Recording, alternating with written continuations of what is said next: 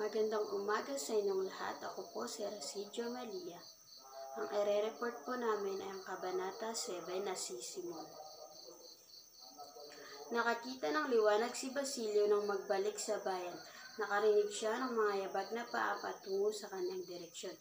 Habang pauwi raw si Basilio, nakakita siya ng liwanag at nakarinig siya ng mga yabag na paa papunta sa kanyang direksyon. Huminto ang anino sa puno ng balete at nakita niya sa anino nito na ito ay may kinuha sa kanyang bulsa, ang taling ng isang asaron. Huminto si Basilio sa isang punong malaki, yung puno ng balete, at nakita niya yung anino ng isang lalaki na parang may kinukuha na matalim na asaron sa kanyang bulsa. Matalim na asaron na yun yung pinagbubungkal ng lupa. Nakilala niya ang lalaki na si Simon, ang mag-aalahas. Kinilabutan si Basilio nang mamukhaan ito habang nag-ukay ng isang puntod. Siya ang lalaking tumulong sa kanya para ilibing ang kanyang ina. Bakas pa rin sa mukha nito ang lungkot kasabay ng kanyang pag-aantada. Nakilala ni Basilio yung lalaki na siya pala si Simon. Kinilabutan siya kasi na nakita niyang parang may inukay na puntod si Simon, at si Simon yung lalaking tumulong kay Basilio makalipas ang 13 taon para ilibing ang ina ni Basilio. Ang mag-ahalaas na si Simon ang pinagkamala ng iba't ibang katauhan ng Kapitan General at ang lalaking tumulong sa kanya. Sa dalawang hindi kilala, nagpakita sa kanya noon ay sino si Ibarra. Siya kaya o ang bangkay ng isang lalaking sinunog? Ang mag-aalaas na si Simon na akala ng lahat na patay na siya. Kasi nung una na pangalan niya na si Ibarra, naging pangalan niya ngayong pagbalik niya na naging si Simon na siya. Nagpakita si Basilio kay Ibarra at nag-alok ng tulong, ngunit tinutukan ni Simon ng baril si Basilio. Nung lumabas na si Basilio sa pinagtataguan niya, kasi na mag-aalok siya ng tulong kay Simon, bigla na lang siyang tinutukan ng baril ni Simon. May 13 taon na po, Ginoo, nang ako'y tulungan ninyo. Kayo po ang tumulong sa akin sa paglibing ng aking ina. Ngayon naman po kayo ang tutulungan ko. Sabi yun ni Basilio. Ngayon na alam na ni Basilio ang lihim ni Simon, sinabi niya na maaari kitang patay, ngunit hindi ko ito gagawin. Nung nalaman na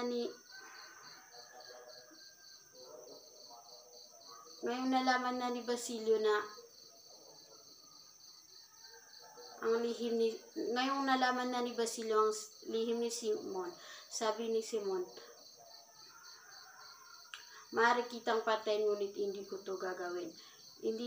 Maaari kitang patay ngunit hindi ko to gagawin dahil naglabas ng loob na si Simon sa binata noon pa. Kaya hindi niya to kayang patayin. Makalipas ang 13 taon, naparito ako muli, ang sabi ni Simon. Nakahabag-habag ang tinig.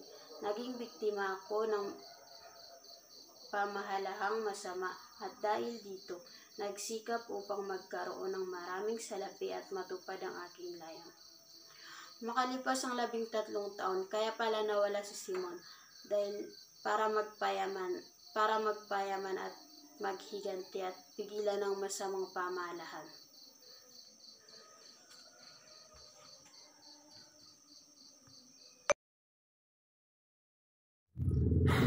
Ito po ay Kabanata 7, kasunod nung kay Rashid. Nagbalik daw siya upang pigilan ng kasamaang pamahalaan. Pinagting daw niya ang kasamang pamahalaan, binayang maghirap ang mga mamamayan upang sila ay magising at maghimasig.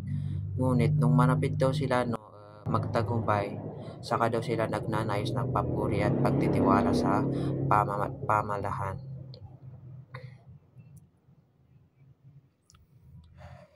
Hinihiling pa daw nila na magpaturo sa wikang Espanyol na matutulad ng kamatayan. Si Simon kasi na ang iniisip ni Simon ay pagtuturo ng wikang Espanyol daw ay makakasama sa mga Pilipino. Naniniwala si Simon na ang pagtuturo ng wikang Espanyol daw ay para lamang mapasunod ang mga Pilipino sa mga Espanyol at hindi lamang para sa kanilang tunay na kapakanan. Para kay Simon ay ang pag-aaral ng wikang Espanyol ay magdudulot daw ng pagkalimot sa kanilang sariling wika at lingwahe, tutulad ng kamatayan. Ano daw ang kabuluhan nito upang hindi daw sila magkakaintindihan? Then tugon naman ni Basilio na hindi po, kung ang pagkakatuto ng wikang Espanyol ay mapapalapit sa pamahalaan sa isang dako na may pagkakaintindi ng mga pulo. Then sinabi naman ni Simon na nililis ng landas si Sagani at Makaray sa pagnanais ng Akademya ng Wikang Espanyol. Hindi daw kita papatayin dahil sa kailangan ko ang kagapay upang maliwanagan sila na hindi magandang hangarin, ang sabi ni Simon kay Basilio. Sinabi naman ni Basilio na hindi daw siya politiko at kalamang daw siya sumangayaw dito dahil nakakatulong daw sa pag-aaral. Mitin lamang daw niya na makatulong sa pagpapagaling ng mga kababayan may sakit.